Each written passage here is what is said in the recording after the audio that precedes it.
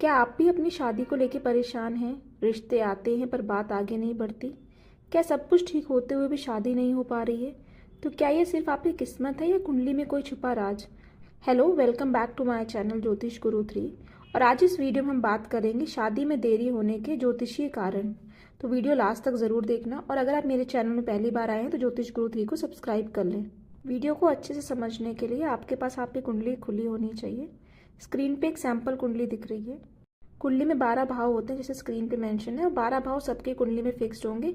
आपके हर भाव में राशि 1 से 12 तक कोई भी लिखी हो सकती है, पर कुंडली में 12 भाव यही होते हैं। ज्योतिष में जब भी हम शादी की बात करते हैं तो हम 7वां भाव देखते हैं। 7वें भाव का स्वामी शुक्र, नौमांश कुंडली और दशा अंतरदशा, तो हम इनकी स्थिति देखते हैं। और अगर इन पांचों में से 2 भी कमजोर है तो आपके विवाह में देरी निश्चित होती है। तो स्टार्ट करते हैं। पहला कारण आपकी शादी में डिले का होता है कि अगर आपका 7th हाउस या सप्तम भाव कमजोर हो। 7th हाउस कमजोर मतलब कि आपके 7th हाउस में कोई नेगेटिव प्लैनेट जैसे शनि, मंगल, राहु, केतु बैठे हैं, या तो आपका 7th हाउस खाली है और गलत प्लैनेट्स की दृष्टि पड़ रही है, या फिर आपके 7th हाउस का मालिक 6वें, 8वें या 12वें भाव में जाके बैठ गया हो।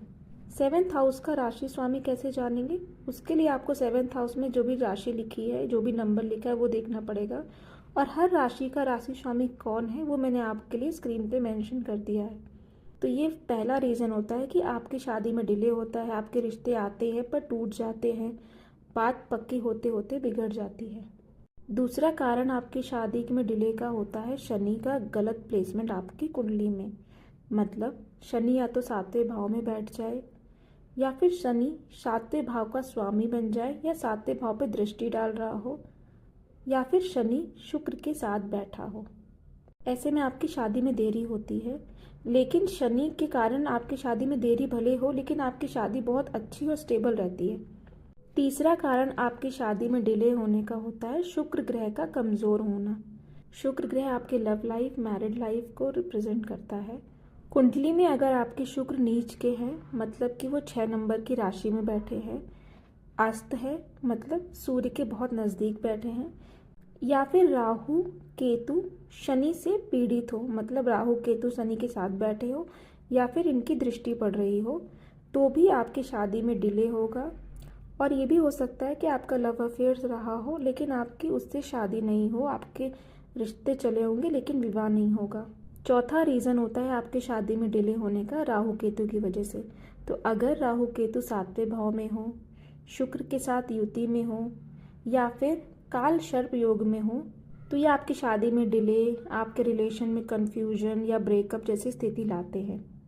पांचवा कारण आपकी शादी में डिले का होता है मंगल दोष। तो अगर आपकी कुंडली में मंगल पहले, चौथे, 7वें, 8वें या 12वें भाव में बैठता है तो ये आपको मांगलिक बनाता है, और ये आपकी शादी में डिले, रिश्ते जल्दी टूटना, ईगो, गुस्सा जैसी चीज़ें आपके रिलेशन में लाता है। अगला कारण शादी में डिले होने का होता है कि आपकी दशाएं या अंतरदशा आपको सपोर्ट ना कर रही हो। मतलब कुंडली में आपका शादी का योग तो बन रहा है, पर उस योग की दशा अभी आई नहीं है, तो इसलिए भी आपकी शादी में डिले हो जाता है। अगला कारण शादी में डिले का होता है नौमांश कुंडली में दोष। मतलब आपके D9 चार्ट में 7th हाउस कमज़ोर है, शुक्र से पीड़ित है, या पाप ग्रह प्रभाव है, तो भी शादी में देरी होती है। नेक्स्ट कारण है कुंडली में पितृदोष हो या पूर्व जन्म के आपके कर्म। मतलब आपका 9वां भाव खराब हो, सूर्य पीड़ित हो, पितृदोष हो, तो भी आपकी शादी में रुकावटें और डिले आता है। अगला कारण है कि आपकी कुंडली में गुरु कमज़ोर है। मतलब आपकी कुंडली में गुरु ग्रह का जो प्लेसमेंट है वो इस तरह है कि गुरु नीच के हो गए हैं, या अस्त हैं, या पाप ग्रहों से पीड़ित हैं, तब भी आपकी शादी में डिले और दिक्कतें आती हैं। तो ये थे कुछ कारण और कुछ ग्रहों के प्लेसमेंट जो आपकी शादी में डिले लाते हैं। अब बात करें आपको क्या रेमेडी करनी चाहिए या कौन से छोटे छोटे उपाय हैं जिनके करने से आपकी शादी या सही समय पे हो जाए और शादी में जो रुकावटें या अड़चनें आ रही हैं वो भी ना आए। सबसे पहले तो आपको ये देखना है कि आपकी कुंडली में किस कारण या किस ग्रह की प्लेसमेंट की वजह से आपकी शादी में दिक्कतें आ रही हैं।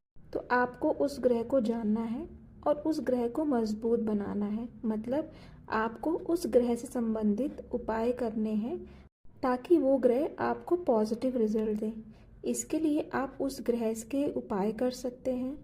आप ज्योतिष से परामर्श लेके आप उस ग्रह का रत्न भी पहन सकते हैं। आपको गौरी शंकर पूजन करना चाहिए। कन्याओं को सफ़ेद वस्त्र दान करना चाहिए। बिना कुंडली रत्न पहने माता पिता का आशीर्वाद लें और शिवलिंग में प्रतिदिन जल जरूर चढ़ाएं। आप गुरुवार को व्रत रखें और केले के पेड़ की पूजा करें। अगर आपकी कुंडली में पितृदोष है तो आप पितृदोष पूजा कराएं। तो ये कुछ बेसिक उपाय हैं जिनको नियमित करने से आपको लाभ होगा। अगर आपको अपनी कुंडली के अकॉर्डिंग उपाय चाहिए तो आप मुझसे पेड कंसल्टेशन ले सकते हैं। डिटेल्स डिस्क्रिप्शन में मेंशन है। अब शादी हो गई, पर बहुत लोग कहते हैं कि मैम मेरी मैरिड लाइफ के बाद भी लगातार समस्याएं आ रही हैं, तो हमें क्या करना चाहिए। तो बहुत सारे प्लेसमेंट्स होते हैं जिनके कारण आपके मैरिड लाइफ के बाद भी आपको प्रॉब्लम्स देखने को मिलती हैं। तो पहला रीज़न होता है कि आपका 7th हाउस तो सही है, लेकिन आपका 4th हाउस, जिसको हम सुख भाव कहते हैं, वो ख़राब है।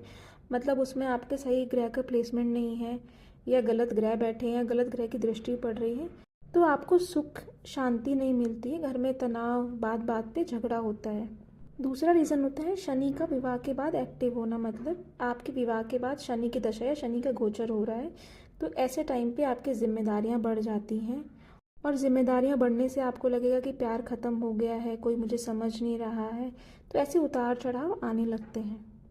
तीसरा, अगर आपका 8वां भाव पीड़ित है, 8वां भाव आपके ससुराल को बताता है, तो अगर 8वें भाव में कोई नेगेटिव प्लैनेट बैठा है या किसी नेगेटिव प्लैनेट की दृष्टि पड़ रही है, या आपके 7वें भाव का स्वामी 8वें घर में आके बैठ गया है, तो ये आपकी मैरिड लाइफ में दिक्कतें देता है। किसी तीसरे इंसान की वजह से आपके मैरिड लाइफ में प्रॉब्लम्स आएंगी, रिश्तों में खट्टापन आ जाता है। बाकी अगर मंगल दोष है, चंद्रमा पीड़ित है, पितृदोष है, गुरु कमज़ोर है, तो ये भी रीज़न होते हैं आपकी मैरिड लाइफ में बहुत ज़्यादा उतार चढ़ाव आने के। अब अगर बात करें कि आप लोगों को क्या रेमेडी करनी चाहिए जिससे आपकी मैरिड लाइफ स्टेबल रहे और खुशहाल रहे, तो आप लोगों को रोज़ जितना भी पॉसिबल हो 11, 21, 51 ओम नमः शिवाय का जाप करना चाहिए। आप लोग को पॉसिबल हो तो हमेशा साथ में खाना खाना चाहिए। आप लोग अपना बेडरूम को साफ रखना चाहिए, कोई भी नेगेटिविटी या कोई भी टूटा फूटा सामान बेडरूम में ना रखें।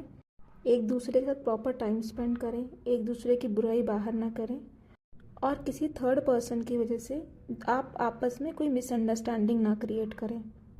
तो ये था ओवरऑल वीडियो आपकी शादी से संबंधित प्रश्नों को लेके। वीडियो से जिसने जिसने रिलेट किया कमेंट बॉक्स में ज़रूर बताना। अगर इस वीडियो से रिलेटेड कोई भी प्रश्न है तो आप कमेंट बॉक्स में मेंशन करें। वीडियो इन्फॉर्मेटिव लगी हो तो लाइक कर देना, फ्रेंड्स एंड फैमिली में शेयर कर देना।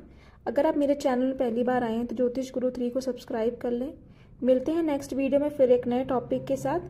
तब तक के लिए राधे राधे।